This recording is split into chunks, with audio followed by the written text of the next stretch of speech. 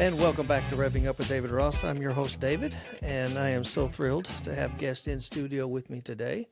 I have taken a hiatus. I've been away from this for a few episodes. Hopefully that won't happen again, but life happens, and this is not my job, and I do have a job, and it kind of got demanding on me, and so something had to give. So unfortunately, this was the thing that gave, at least in recent weeks, but I think I got things settled in, kind of locked into routine, ready to get back to what's going on here. And joining me today in studio is a longtime friend. My goodness, it's been 25 years now, right? 26 years. Thereabouts. Something like that. And also happens to currently be my pastor. So it's weird to have taken somebody up through the youth group in college age and then to come in years later and they become your pastor. So Pastor Jonathan Bernard is with me today, my pastor, my friend, and he's also a fellow nerd and geek. And so we have a lot of Guilty topics. as charged. Yes. And your son, I think, is a next level, but He anyway. gets it honestly. Yeah, he does come by it honestly. So, Jonathan, go ahead and just introduce yourself for a little bit here, kind of let everybody know who you are, and then we can go into our conversation today. Well, you've already introduced me pretty well. As David mentioned, I'm pastoring Hope Family Fellowship, but most of my career has been in software. I've spent, we've known each other for, like you said, probably 25 years. Mm-hmm. And I've been in software for probably a good 22 or something. Everything from, security. I think I started my career in cybersecurity doing SIM chips for credit cards, cell phones. Yeah. And everything in between, embedded. Got to work on the U.S. passport. And, of course, through all this, serving in music and various capacities of the church. So, you've seen a lot of my life. Yes, I have. And we're at an exciting time. Let's go ahead and talk a little bit about our church because we're kind of in an interesting season at Hope Family Fellowship. That's adding to what's going on, kind of pulling me away from doing these podcasts as frequently as I was. We lost our home. We did. Not quite. We haven't lost it yet, but we are facing homelessness. It is imminent. Yeah, so the landlord of the property we've been leasing for our services passed away, older lady, and so now her family's stepped in, and they don't want to mess with it. So no, and it has been an incredible blessing being at that location. As you mentioned, the lady that owned that building for many years allowed us to rent it basically at cost. We paid her taxes essentially, and just made sure she broke even on the property. Which was an incredible blessing. But we knew she was getting older. And, of course, when she passed, I think she has 5 heirs that, understandably, I don't think they want to be in the property management business. They want to get the value out of the property and divide it among them, which is the natural course of things. We knew it was coming. Right. But yes, we are now looking for a new home. Well, not looking for a new home, but we're facing, We know that very shortly we are no longer going to be able to be in our current location. Yeah. So plans are still being settled. We have property, but we're basically cash strapped with the note on the property itself. So what do you do about a building when you're trying to cash flow this stuff and not able to get a lot of extra income? God's going to supply.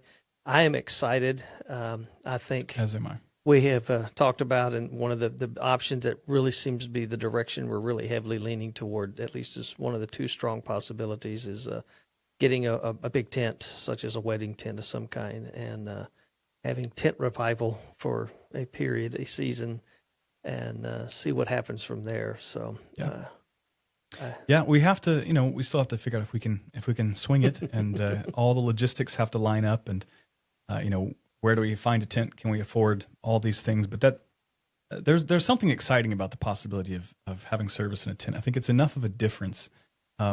Obviously, we're so used to our modern comforts. I think to do a tent revival like they would have done, a couple decades ago. I don't know.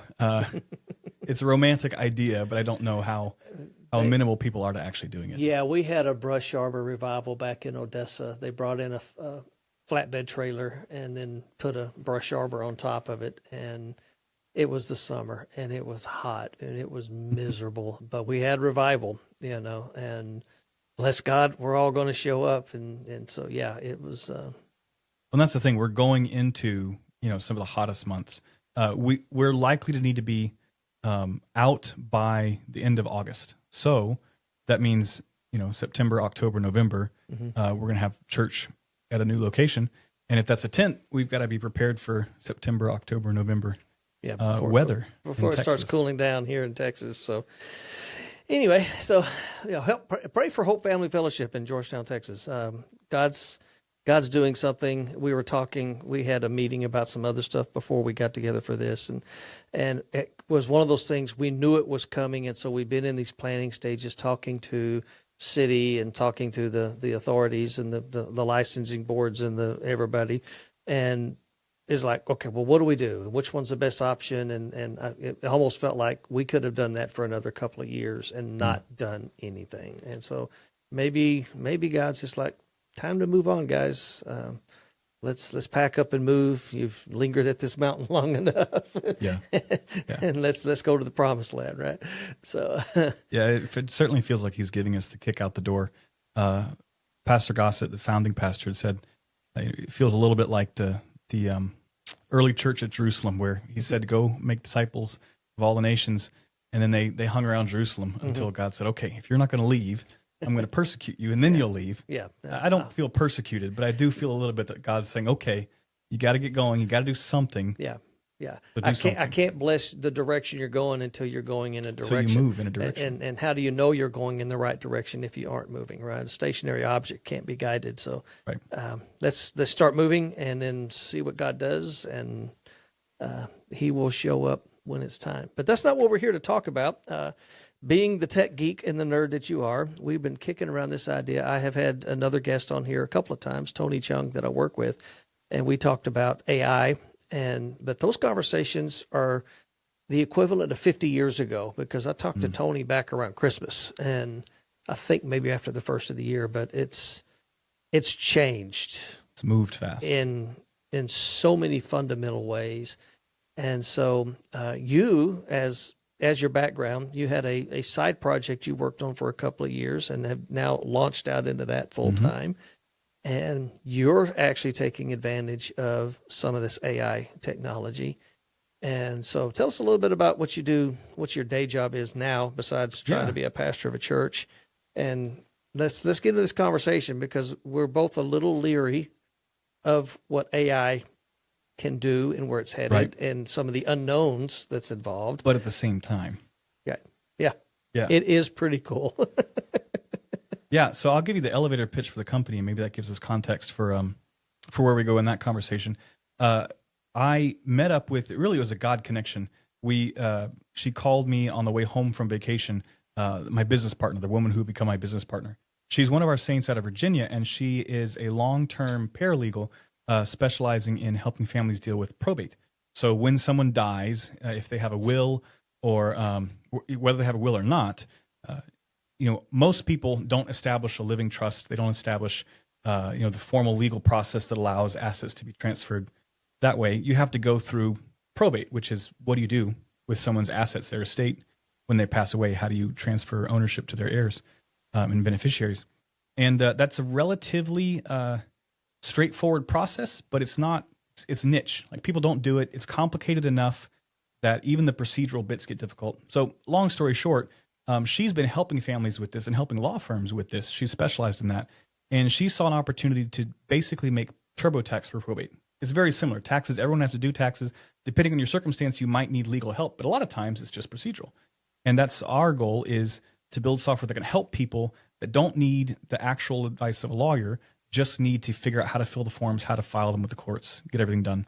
So for the last 2 years or so, I've been kind of pulling everything I can out of her brain to build this product that kind of encodes her process into a intuitive application that people can use to figure out how to manage their loved one's estate on their own. And of course, if they run into situations where they need legal advice, we're going to kick them out to a lawyer, and we have a relationship with a number of very good law firms to say, hey, really, you need legal advice, and we can't help you because we're not a law firm. But So that's been the journey I've been on for the last couple of years, and we're at the point now where we have the application.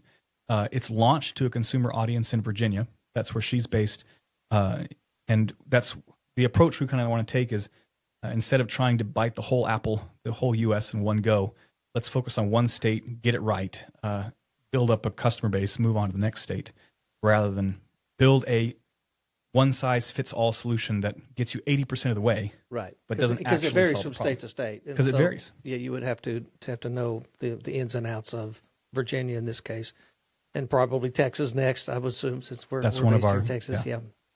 So very cool. So it's Probatum, and Probatum. I love the logo. So if you happen to I'll put it in the show notes. The idea of open probate. So every letter is open. So there's a gap in every letter. So it just I think it captures. I like visual things like that capture what you're trying to say in a picture. So anyway, doing well, but we're going to continue to pray for you on that one as you move forward. But as you were talking, we were talking earlier. I've had this conversation with other people. There was this qualitative and quantitative shift in the models starting in February, March timeframe, right? It just after the first of the year, they went from kind of toys for in particular software development, but even in other areas, to there's some potential here. Yes. And so you've leaned into it quite a bit with what you're doing there. And so you described yourself as going back into your manager role, except now your employees are bots. Yeah. It's been an interesting journey because, as I mentioned, over the course of my career, I spent probably at least 12 years directly as an IC before I got into any leadership role, and then slowly transitioned to team leadership and ultimately management. But even then, usually working at companies where managers are still pretty hands-on. And then when I made the switch to this company, I'm doing everything, right? I'm the CTO, but of a team of one, right? I'm DevOps, I'm front end, I'm back end. If it's technical, I'm IT, help desk support, it's all me. So very much jump back into hands on the keyboard, coding, making all the decisions from configuration to architecture. And then for me, it was November. It kind of crossed the threshold of, like you said, almost toys. And I knew of people and some coworkers that I'd worked with that were getting useful work out of AIs before then, but in very constrained situations. So like if we create a harness that allows us to apply it very specifically, then I get good results. But as a general purpose tool, it's too inconsistent. And for me, it was around November where I started getting code out of it. It's like, I don't feel like I have to go rewrite this whole thing from scratch. I can generally trust what's giving me, and I can give it enough guidance to land on something that's usable rather than, it's an interesting exploration of the problem space, but I'm going to have to rewrite it all at the end of the day. Right. And then you're right. Since then, it's only gotten better. Yeah. And so, I've spent 2 years, of course, that's not full-time. That's nights and weekends. I had a full-time job for most of this. But 2 years building out this application piece by piece, along with other things in the way. Very hands-on. I know the code base front to back, every line I wrote. In the last several months, I'd have to do the analysis, but it's probably more than 50% of the code coming out now is written by the AI. Wow. And I am managing code. I still feel it's really important that I understand every line of code. Mm-hmm. But of course, the truth is, in general, so I think that's what you're getting at. It's strange in one sense because it's not human, but the pattern's not strange because this is normal as a team grows, as a product grows. It gets to the point where you can't keep every line of code in your head. You can't understand the whole thing. You've got to trust your team and delegate that responsibility to a more diffuse. So that's all the same. What's different is it's not people. Yeah, I did exactly that this morning. I'm taking a long weekend, July 4th weekend here. So today's day off, and then tomorrow's actually the 4th, 250 years. Great country, all that great stuff like that. And so I thought, I'm going to extend it. So I'm taking Monday, Tuesday, but we have a release on Monday. And so I've been doing all the documentation. And so I was actually just going to come in on Monday and do the docs part of it. And then I have an image. We release our container images on a monthly basis. So it's time for those. as we get closer to automating those to where they're coming out more often. And so I thought, well, I'll just pop in hour and a half, knock those things out, and move on. And then I got thinking, these guys have done it before. They've never done the docs, but so I spent a good me and my bot army said, okay, I want to capture this. I've got these notes. Let's codify this so that I can share and delegate that to the rest of the guys on my team. And call me if you need me, but hopefully they won't. So we'll see what happens on Monday. So, leaning into that, but and I'm looking at, we've got a variety of attitudes towards AI across my broader team. My specific team, there's 4 of us. I'm team lead for about 8 guys, but the ones I've worked with the longest are these guys working on this one particular product that we're trying to get out the door. I've got a team of 1, and I still feel like I've got a variety of attitudes on my team about AI. Yeah, I love it. Sometimes I hate it. Sometimes we have one guy on our team that here about a month, 6 weeks ago was like, I am not doing it. I'm not participating. I'm not going to be a part of this ecosystem. I don't believe in where the direction's headed. And then we've got other people like myself who are, I've never considered myself a programmer per se. I've never been working at a job where I was writing code for a living, right? But I was writing code all my career as scripts and support utilities and things I needed, but I was not selling it to the general population. So I can write code, but can I analyze an API endpoint in 30 seconds and know exactly the shape of the payload that it needs to be in order to get the response I want to get out of it? There's just no way, right? And so I lean into it a lot more than our I'll call him our lead programmer, our senior programmer. He's been our bottleneck in all of the code reviews because he's back to that point. I need to know what this code is doing, and he's got this knowledge in his head that is not translated to the rest of us fully yet. Yeah. And so he's having to catch this stuff as it comes out the back end. Even with it, and again, we're getting better. We're refining these processes. But, the actual code writing portion, we're talking API endpoints for services with an SDK that gives you the structure, 25 minutes. Right. I've got another CRUD operation, create, replace, update, delete. Wow. I mean, could I do that myself? Yeah, not in 30 minutes. Would it take 30 minutes? No. Right. Yeah. No, and I've found the same thing. And that's where I've leaned because honestly, I'm surprised at how effective AI has gotten. My mental model of what was possible, I did not think that the fundamental approach that current generative models are, would be able to land with the capabilities that they've landed on at the level that they've landed on. So that's been astonishing. And so I've I started very pessimistic about AI. And in some sense, if you compare to, what the people that are really hyping it, that believe in the singularity and AI, it's going to become everything. It's they're the ones that are making money on it right now. Yeah, so there is a little bit of that. Like, how do you separate out? You have very hyped views of the future, but you also stand to profit from people believing that hype. So is it what you really believe, or is it and of course, that's not a binary thing either, right? It could be both. It could. It's very convincing. But I kind of start on the opposite. I don't think that the AI is truly intelligent. I don't think it really rivals human intelligence, but it rivals human capacity in a lot of these tasks that we would have thought are the domain of intelligence. Oh, absolutely. Like I said, analyzing. I don't look at error logs anymore. Yeah, this pipeline failed. Tell me what went wrong. And it's like, that we had a new product version come out. Integration test started failing, and it's like, well, you're missing this out of this configuration file for the new version.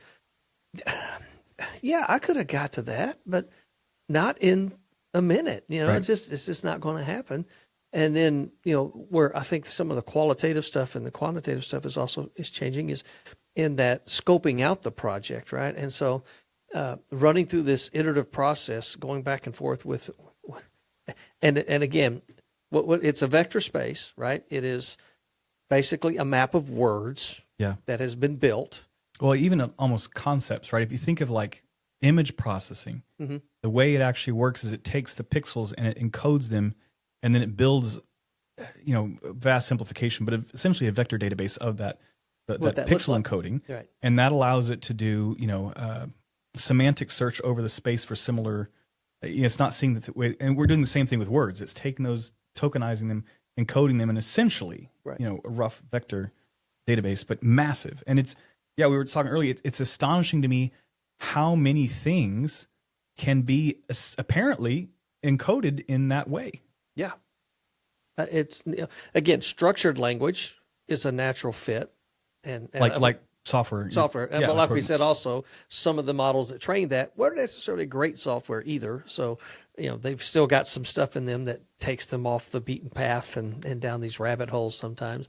You have to steer it back in. I found that, if I can get very good at, and this is kind of where my role now is, right? I'm a mini manager myself in the sense of I need to be able to shape the instructions to this model to say, here's what I want you to do. And for us with this very, very boilerplate CRUD type stuff, we just have a skill that says, hey, grab the ticket will have the endpoints, here's your SDK, go.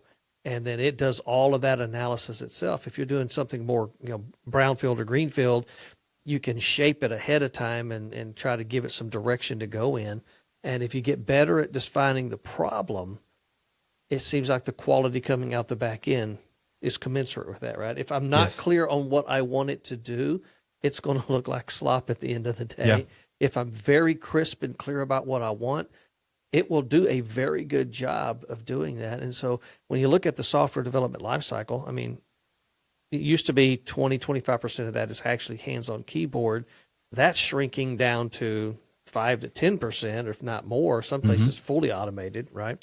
Now it's, did I have good definitions? Do I know what done looks like? Do I know these tests are actually testing what I wanted it to do, so I can trust that if it's giving me the results from the test, that I'll trust the code that it wrote, because I'm not going to be looking at thousands of lines of code. And that's one of the things that still makes me nervous. Yeah. It's just, it's so easy for it to vastly outpace us as far as output goes. Like, it can generate text far quicker than we can review it. Right. But you mentioned something that to me is really important in understanding how to use these tools well. And ironically, it's an old principle, right? The idea of you are who you hang out with. That you're shaped by the friends you hang out with, and in a sense, that's very true with the way these AIs work. If you apply that to ideas, if you think of them as kind of this vector database over concepts and over space, then, like you said, getting good output depends a lot on input. So if you can start in a place that's closer to where you want to land, and that's even things like, if I'm trying to write in Go, I'm going to give it examples that are in Go. Right. And just giving it that example puts it in a search space that includes Go languages and other stuff that it's ingested and trained on around Go. But the same thing is true, like if you're doing test-driven design. If you use the language that is common in those spaces, then you get the output from those spaces. Right. And so if you're looking at architecture, if you use the language that is, because it can return back results over, amazingly, almost all of recorded human knowledge. Yeah. But you don't get, information about ibuprofen when you're asking for code. I mean, that's true even on a smaller scale. Like if I can give it input that is closer to what I'm looking for, I can hint it to go where I want it to go.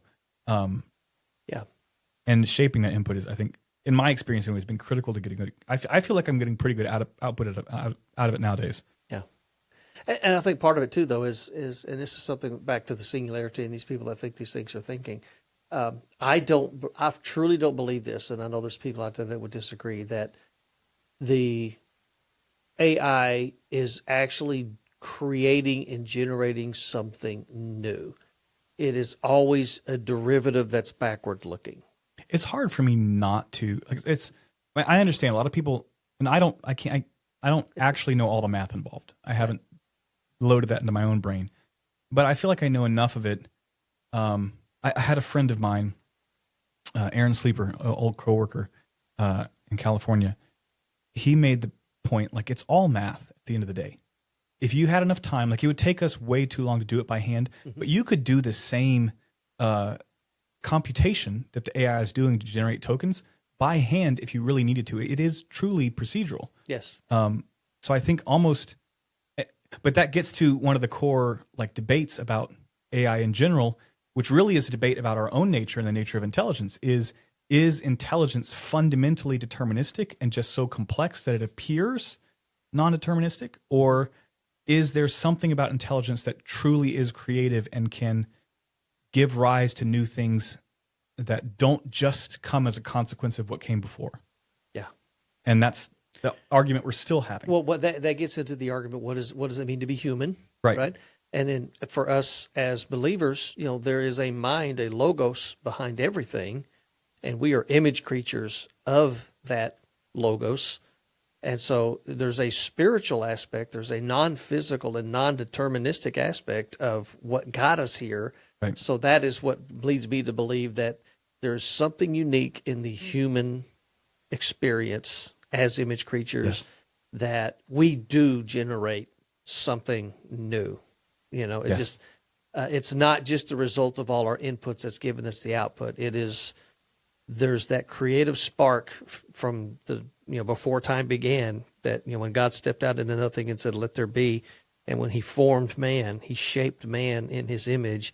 He imparted something. Yeah. And I just we're not just instinct creatures, and you could argue that for animals, maybe you can say that that's very close to being inputs in, behaviors out, because that's exactly how we train them. That's exactly how we observe them, and we know what they do because we watch them long enough. We know that in any of these situations, this is why wolves do this. This is why parrots do that, right? So we've studied them long enough that we recognize the patterns, and you just don't see animals deviate from that, right? Yeah. They may do something unique, but it's a reflection of all what's already there, and they're doing the same behavior maybe in a different way, right? But it's still driven by that instinct. But then humans, I mean, some of the stuff that comes out of a 2-year-old's mouth, a 4-year-old's, right, yeah, right. Just my 5-year-old grandson sat in my wife's lap here a few weeks ago and gave this long story about how when they went to the beach and he went out and they went into the ocean and they saw whales, and then they saw a pirate ship and they dug up treasure, and he finishes this long 5-8 minute story and then tells her, I just made all that up. That's not what really happened. Let me tell you Right. what really happened. And was he was piecing together stories that he'd heard and thoughts he'd heard, but he put it in a way. He put something, and even the idea to do that in the first place, right? You could say, okay, it was all derivative from things he'd experienced. But why did he choose to do that now? Why did he choose in that moment, in sitting in her lap, to do that, and then finish it with, "Oh, I was just kidding." I just sat on the beach and watched my uncle swim, but that's more boring than the story I gave you. Right, and so yes, exactly. That's why the child lies, right? It's like I'm choosing to do something against what I've been told. But it's just I've made this choice, and so here we go. Right? It is one of the things. Like I said, I started kind of pessimistic on AI, and so this is something that's it's I don't know. It's a tension that I hold in my own understanding of the world, because I agree. I think fundamentally there is something unique that's God breathed about humans that's not true of the rest of creation, and it gives rise to intelligence, creativity, and we are not just, I don't believe in the materialistic understanding of intelligence, that it's all just the consequence of what's happening physically in the brain chemistry, but there's something outside the body itself that is the self. Is animating us, But then that implies there's a lot of things that the AI does that we would have historically said is the realm of intelligent, creative beings. I agree with you. I don't think we can say it's comparable. There's still things we clearly do that it doesn't. But a lot of the things that we thought required human level intelligence are now being proved that, well, they can be done by this probabilistic algorithm. Yeah.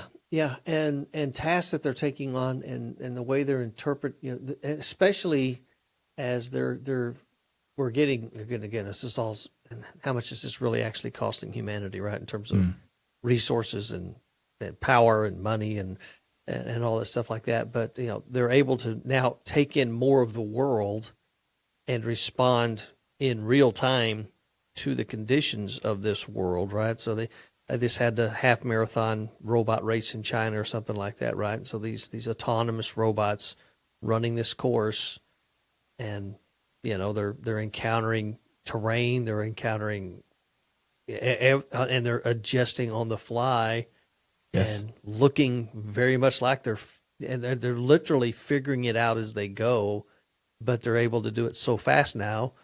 It looks like that they're thinking, right? Right. Yeah. That's another way to say it too. Like AI has gotten to the point where it can mimic a lot of the things that we thought were the domain of intelligence only. Yeah, and again, I go back to And mimic it It's convincingly. always a mimicry. It's always a mimicry, right? So when I have AI, and I've had some fun over the last few years having taking photographs of my family or myself and transforming them into other things. And again, it's all derivative from the training. And okay, what does a Popo Funk plastic character look like? I can shape this picture and the elements of this picture to look like one of those figures, right? And it's unique and it's new and it looks fresh, but at the same time, it's just bringing in the known elements that it was trained on to say you need to have this, the proportion of the head to the body needs to be X and dark black eyes and take the stubble of the beard and make that part of but still it's just incredible to watch it happen, right? It's just stunning to see in real time that it's doing this stuff. And then, like you're doing some CloudBot type, some NanoClaw stuff, then you wire it into other processes, and then now it's able to, again, it's at the end of the day, it's all software, especially for the stuff we're talking about, API calls and stuff like that, but it's able to interact with the world through these tools we provide it and do tasks that, again, humans could do, but not at 2:00 in the morning on its own. And this, very, very well, right? 999 times out of 1,000, right? Right. It's that one that still gives me pause. So yeah, talk about that. I mean, you've got your stuff, your little bots wired in your whole system, right? So I because OpenClaw came out December, same timeline that things really started becoming interestingly usable. And of course, OpenClaw is fascinating, but for someone security conscious, it's it is a nightmare. It's funny how we've changed the conversation about vibe coding. I don't hear a lot of conversation around vibe coding. I think too many things happened. Yeah, but OpenClaw I think is very much kind of the epitome of like fully lean in, trust the vibe coding. So I went with NanoClaw, which containerizes everything. Right, So at least controls that blast radius. And the interesting thing about it was it's the whole project is set up for like most of the functionality. If you want to add plugins or everything, it's asked the AI to build it. Yeah. And it does. It does. So I ended up taking about a month off and on in December and ended up standing up an OpenClaw or NanoClaw cluster on my on some old phones I had laying around, installing Postmarket OS, right. Which that itself, I actually was able to port one of my devices that wasn't fully supported. That probably more than anything else, that was what really convinced me that AI is the point where it's useful for serious engineering work, because it was able to do like custom builds of the Linux kernel to target this specific phone based on the like it was pulling code from manufacturer repos about like pin setup on the different chips, and it was able to configure it properly to boot into Postmark and be usable as a Linux server. Wow. Wow. That's one of those things that I have the background that I could figure that out, but it would take me probably weeks at least to read and internalize enough of the details to feel comfortable hacking on it with confidence. And it did it in a couple nights. Yeah. But the end result of that is I've got a little cluster running on phones on my desk, like pretty good processors there, and I've got a couple. I've got a one bot that runs on codecs underneath NanoClaw. I've got another one that's using I don't even remember the name. I think it's Goose is the name of the shell. Okay. But it's plugged into one of the open weight models that I'm running off of I think Telegraph. I forget the name of the service because it's all wired up and I'm not touching it. But it's so anyways, I've got a couple different models running via a couple different services, and it's to the point now I've got it hooked into like our code repository via webhooks. I've got it hooked into we use Linear for issue and project management. It's hooked into that. So in every sense, we're a remote first company anyways. My business partner's in Virginia. I'm here in Texas. We started this intentionally remote, and again, it's amazing how many of the remote management techniques translate really well to having an AI bot that lives on a server that, I can talk to it via linear comments, and I can say, hey, consider this, or so I use Telegram as a direct chat interface. Right. We use linear. We use our Git based code hosting, Right. and I interact with it almost as I would like a developer that was nearshore, where I'll assign it tickets and it picks it up, works it, pushes a PR, asks for my review. When I push up PRs of my own, I'll tag it. And we went through this phase. That's one of those tools I was talking about. I remember earlier in 2025, people were building tools to do like AI code review. Right. CodeRabbit was one of them. There's a couple others Right. that were building AI specific code review.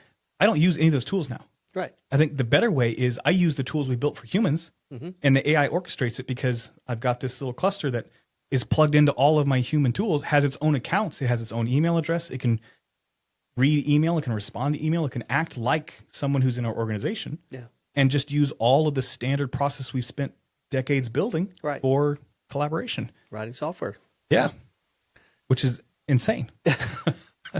Yeah, we joke about working about our little bot army, right? So I've got my bot army working on this, and so the multiplicative effect that can be there, and I stop it if I go to 3, I start. All I'm doing is switching windows all day long. Mm-hmm. So if I'm doing 2 though, okay, you're working on this CRUD endpoint and you're working on this one. So I try to keep them out of phase so that one's actually off doing the actual build while I'm over here planning with this next one. So that I can focus on this, and then when this one gets into the QA review, this one's writing the code, and then we get ready for the PR to go up. And so, but yeah, it's okay. One of the most interesting, you talk about this kind of parallel work stream, and at the start it felt scary is not quite the right, but it felt like at any moment this is going to run out off the rails. Right. I'm going to lose control. It's just going too fast. I can't keep up, and it's a little bit nerve wracking,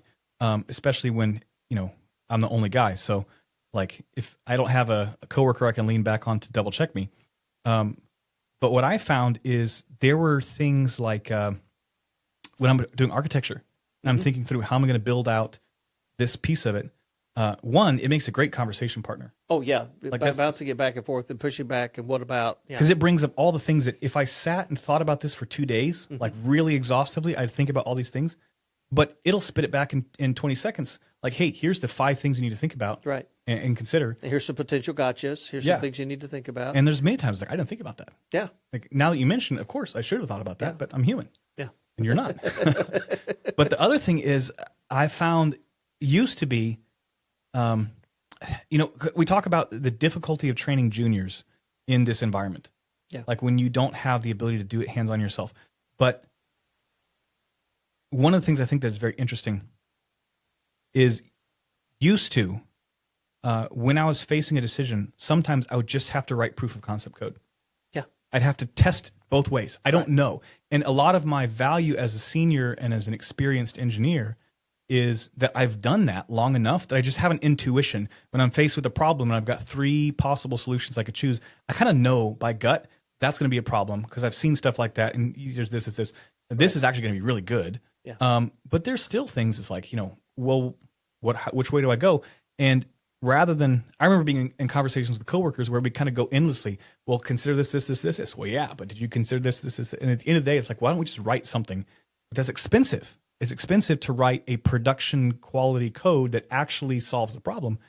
Whereas now, sometimes what I'll do when I'm doing something up is I'll say, hey, write a proof of concept. Show me the code that you put together. Yeah. And then I come back and look at that, and maybe I'm not reviewing it line by line to use it.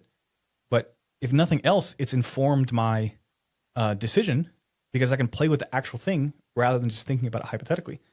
And it's not free, but time-wise, it's free because I'm doing something else. Yeah. Yeah. And again, we're talking about the budgets there. So where I'm at, again, they made a pivot 2 months ago and said we are going all in. The CEO is, I think, I love my CEO. I think he's a visionary, and he basically said somebody's going to catch this wave and get a hold of how this stuff can be used effectively, and they are going to be gone in the marketplace. And he says they may be a 5-person company today that's going to do that. And he says we have to get a hold of this wave and be among that. And so they leaned into it hard. And so I mean, we got this dashboard that gives us, here's your, now they've got a collective shared spend. It was per individual there for a while. So if you hit your cap, if it's 2:00 in the afternoon and you're done, you're done. You can't do anything till tomorrow. So hard capping us, and now they figured out and done some optimization. So yeah, but that's in the back of your mind every time. And so hey, an endpoint costs me somewhere in the range of $5 to $8, right? Yeah. So of my company's money, right? So you got to be aware of those things out there. So I don't know which plan you're on for Claude, I'm sure, but it's you've got to have the room to do it, but you also have to.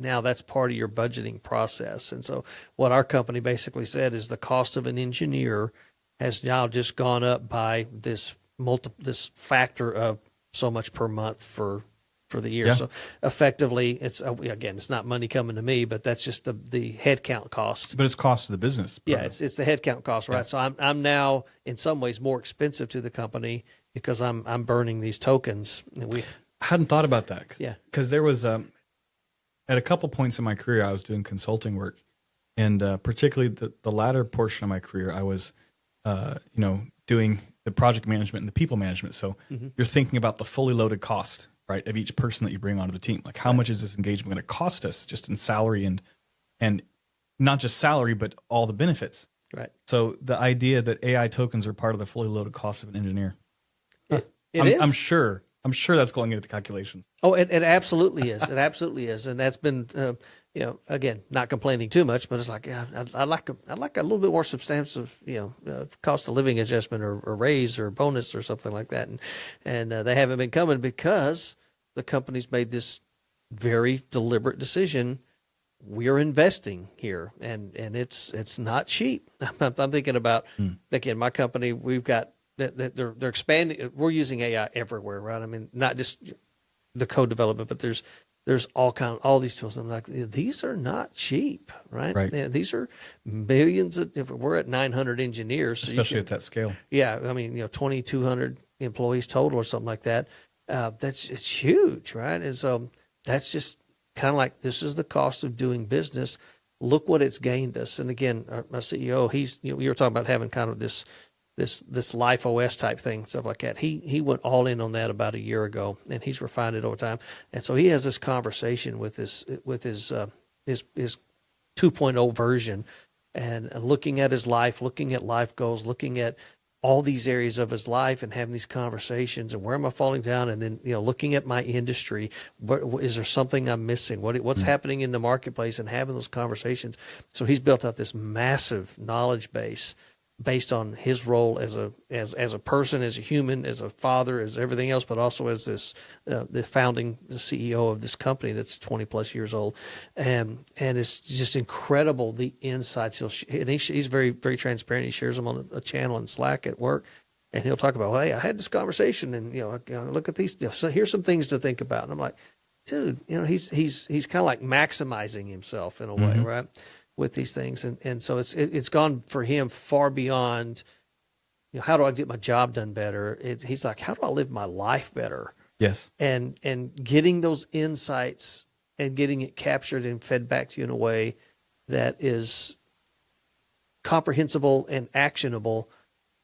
There's just some things you can do with AI that you can't do you could do on your own, but can you do them at that level and scale and effectiveness, right?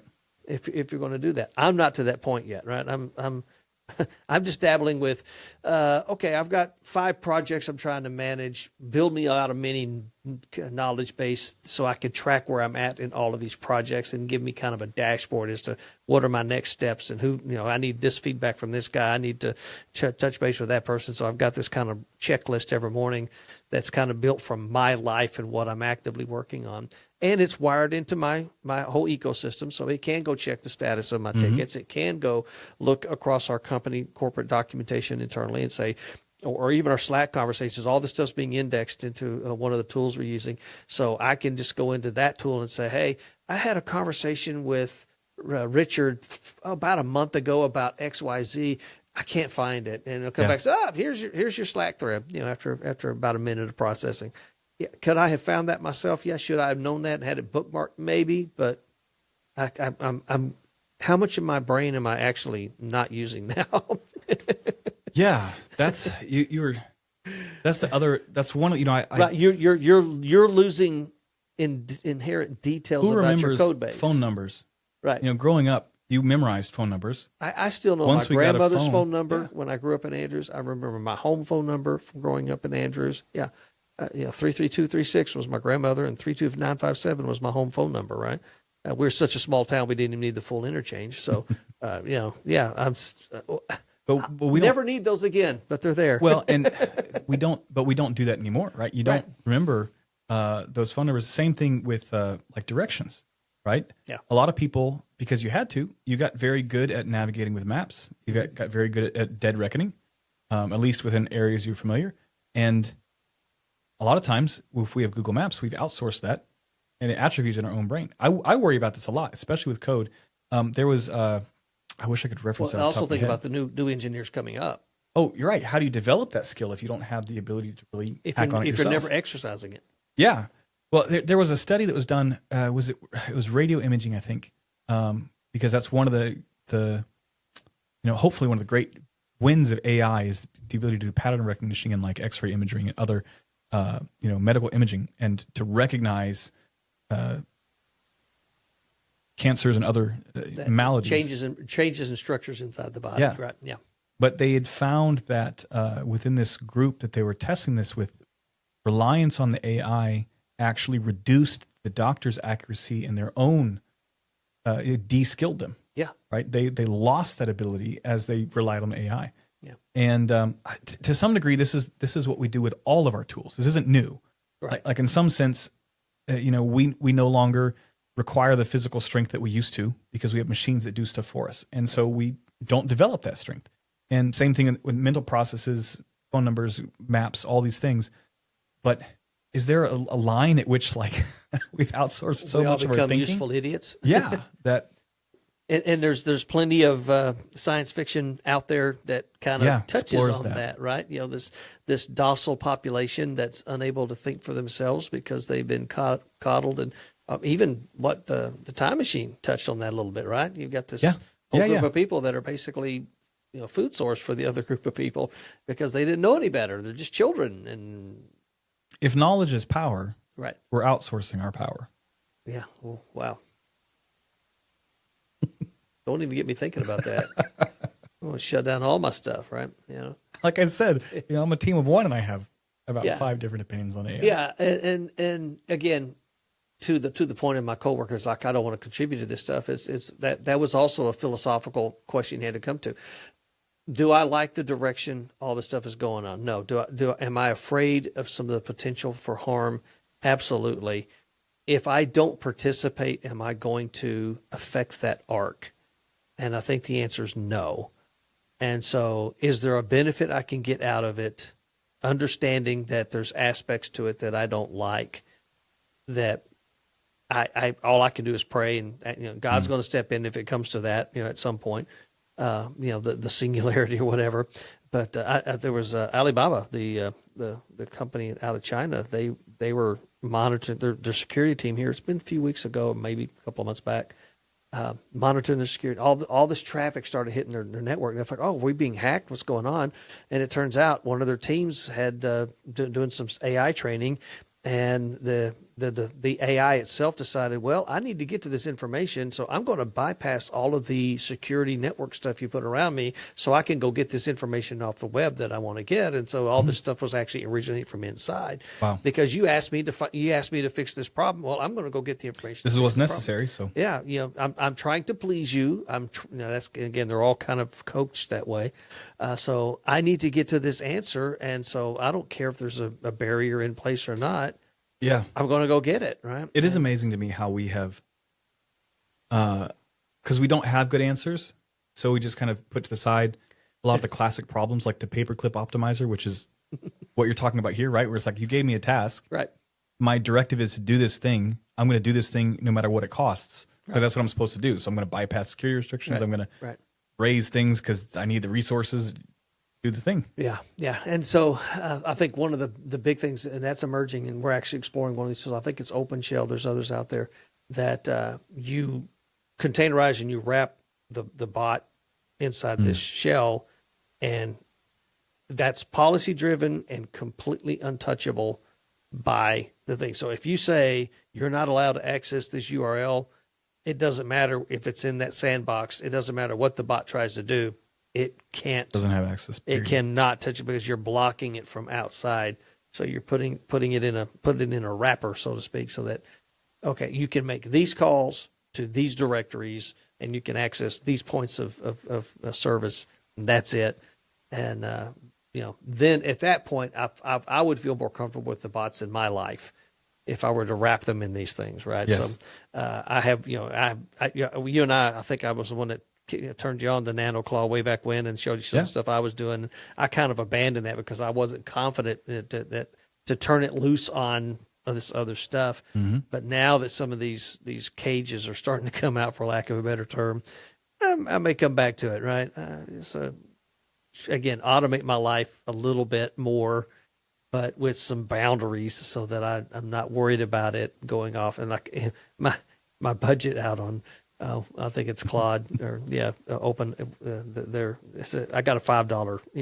$5 to play with. If you run out of that, you're out. It's not going to auto renew. Yeah. I'm not going to get a $5,000 bill from some AI company because my bot woke up one night and decided he was going to go try to fix all my problems. I had that problem when I first took it up to Linear because Linear does this thing where and it's great for a team.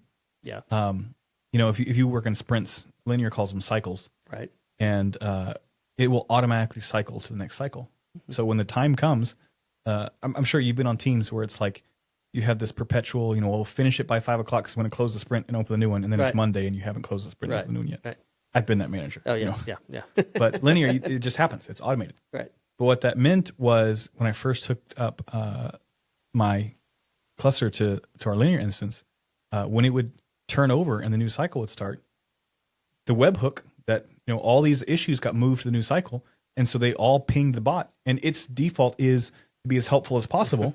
So whether it was assigned the issue or not, whether the issue was ready to be worked or not, it saw an update and it's like, I'm going to go work this. So there was a morning where I woke up to like 20 PRs on every issue. How much did this cost me? Fortunately, it wasn't too bad as far as cost, and we did have. It stopped because it hit our limit. Right. Yeah. But yeah. So hey, people, put limits on your bots. Yeah, because and then you could. And then this conversation, we're going to have to start landing this thing here sometime soon. But I mean, this is probably another conversation to continue on because again, philosophers and science fiction have explored this aspect for many years. Blade Runner, I think, is a prime example of that. Do androids dream of electric sheep? So is this in your and the original one? Harrison Ford left it ambiguous at the end. Was he a replicant? Was he this AI thing, or was he actually a human? You don't know, right? You don't answer that question. And so, when does it become indistinguishable from? Well, you talk about the Turing test. Yeah, with that, I mean, Star Trek's explored it with Data, right? Is he a sentient life form? And we have these conversations a lot. And 50 years ago it was science fiction. 20 years ago, 5 years ago it was science fiction. Now we're starting to kind of wonder, and it's a little creepy. Some of the stuff that's coming out, some of these robots that these people are building. Japan, of course, with their aging population and their very low birth rate, are leaning heavily into the robotic stuff because they just don't have the people to take care of these people as they get older. You're pulling a thread we don't have time to start on, right. But the whole idea that Facebook is building AI specifically so that it can create bots to interact with people, right, is deeply troubling to me. That bothers me.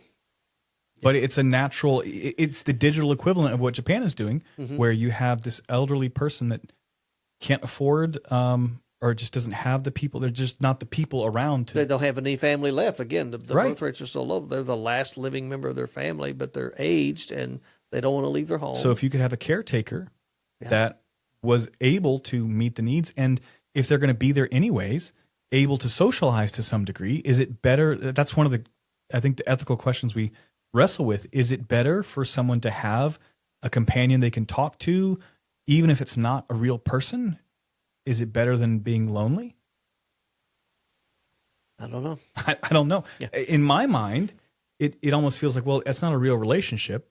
It's not a real, it's not a person. You're not actually forming a bond with another living being that can care for you and be interested in you. But I'm also not in the position where I have an elderly parent that's all alone, with no one to take care of them. Number one, that's kind of an indictment on us as families in our culture broadly. I think that's speaking to the bigger issue for that in particular. But yeah. But it's coming. It's coming. Yeah. What's that going to look like? What's our society going to look like, right? iRobot, here we go with that whole concept, right? So maybe one thing that, again, one of the things that has occurred to me a number of times is none of this is really new. It's bringing to practicality things that we thought about theoretically, or the scale brings a whole newness to it, right? Things that were fine when it took human power to do it are suddenly very different when you can scale it up and automatic do everything, right? But one of those, I remember, as I mentioned, I started my career in cybersecurity, and the Snowden revelations were very interesting from my point of view, because a lot of the stuff that Snowden revealed, the capabilities that the government had, we knew about those things. They weren't completely, the revelation was not that these things were possible, but that they were being done. Right. Like it went from, these are things that security researchers are talking about, like we should think about this because it's possible. And the general thought was, well, no one's actually doing that. It's not worth the effort. Like, yes, theoretically you could do that, but it turned out that actually they are. They were doing all that and more. So in that time period, I was much younger. We'd just started our family. I don't remember the exact time period, but I think we had Elijah and maybe Adele as well. I think we had one or two of our children. Yeah. And I remember thinking, like, how do I protect my family? Yeah. How do we protect our privacy? How do I create a life where they can grow up the way I grew up without this intrusive presence of all of, and of course, at some level, it's like I'm a needle in a haystack. Who cares about, they can do that, but why, they're not focused on me. But the bigger thing that I had to come to, because I was too embedded in the day-to-day, like I knew too much about it, right, to believe that a single person could in any way actually secure themselves if they did come under scrutiny. Like if the NSA was interested in you, they're going to compromise any protections you put together. Yeah. So the conclusion I came to, and it became a matter of faith, because the conclusion I came to is if I want to protect my family, fundamentally I can't. I'm not strong enough. I'm not powerful enough. I don't have enough resources. If I'm thinking in that protective mindset, I'm incapable. And it was almost like the Lord waited for me to do all the analysis and thinking in my head. And then once I came to that conclusion, he's like, it's almost like you need me to. Yeah. It's almost like you have to depend on me, isn't it? Yeah. I was like, yes. And that's the one of the shifts that's happening in my life, and maybe subsequent podcasts we can talk about some stuff, and Brother Goss has brought it out in some of his teaching and stuff as well. At the end of the day, how much real agency do I have over the things that are going to impact my life? It's a fraction of a %. Mm-hmm. Far less than I think I do. Far less than I'm comfortable with. Far less than I'd like to think. And in one sense, you could say that's fatalistic defeatist. But in another way, as a Christian and as a child of God, it's freeing. I am not responsible for that stuff. I had a friend of mine got his truck stolen here recently, and I told him, I said, look, God saw that coming, and I don't know why he allowed it, but he was not surprised when that truck was taken, and he's going to do something good in this, and we have to be able to, as our pastor's been talking, founding pastor's been talking about, get out of the looking at the circumstance and judging the circumstance, but getting the bigger picture. I mean, that truck could have been 5 miles away from a drop transmission, or tire blowing on the highway, and you end up in a wreck that kills you. Don't know, right? And so, so when it comes to the security and safety of my family, do the best I can. be diligent, and when it comes to how does AI shake out, how does it affect our society? How does it affect my employment? Yeah. How does it? I don't know, Yeah. but at the end of the day, I trust God. Yeah, trust God. And that's probably a good place to leave this conversation, because it could be very. I've had some dark moments thinking about this. What does it mean for my career? What does it mean for my family? What does it mean for my grandchildren? What are they going to grow up understanding? And again, in the security industry right now, the idea that a transaction takes place, do you know everybody involved in that transaction? Are they who they say they are, or representing who they say they are? And are they authorized to do the thing that they're doing in that time that they're doing it? In the attack vectors, the surface has gotten so broad and stuff like that. So you could easily want to shut down. Not to say we shouldn't try. Yeah, we have to do something, right? We have to do what we can. And the good guys need to be just as active in trying to do it as the bad guys are, because there's plenty of, and especially state actors, that are doing some stuff. Again, back to the government thing, when they declassified the Blackbird, that was 50-year-old plane technology. Right. That's still faster than anything we know of out there. So what are they flying right now that's new that we have no idea about, right? I mean, so what is that technology out there? Are the UFOs that the government's talking about now actually stuff we're making? I don't know, right? We can go off into those weeds too, but it's just, wow. And so God saw it coming, and he knows how he's going to end it all, and it's all going to be good. And so we do need to come back and talk about that, what we kind of got into here towards the end. What does it mean to be human in versus this? And there's a whole lot more. I deliberately try to keep topics, hey, here's what we're going to talk about, run with it. Works very well with Brother East, as Brother Mike East. Just here's a sentence, and then 30 minutes later he's told you everything he thinks about that topic. There's deep wells to be. He's lived it and done it, so there's lots out there. So I try to do that. I try to bring some notes in my head, or at least have some in front of me. But sometimes it's good just to let's have this conversation and see where it goes. So I think this is worth a follow-up at some point.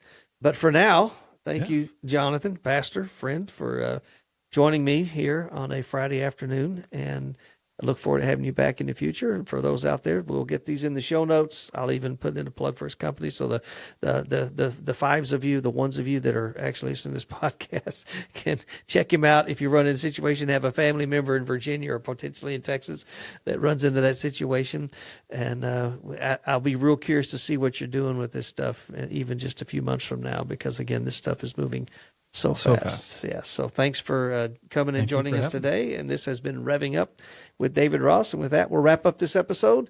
Follow, like, share, all that great stuff. Tell your friends about it if this has been useful. We'll be getting back to some other life things around my growth, walking with God. I'm finishing up a series on spiritual gifts. Maybe I can even do that. Plenty of topics out there for us to talk about. But this has been a bit nerdy for those that aren't into the tech industry. Probably was not as much fun, but it is a reality that we're facing, and I'm just curious to see where it goes. But I do know that at the end of the day, God's going to see us through. So thanks, Jonathan, for joining me, and looking forward to having you back at some point in the future.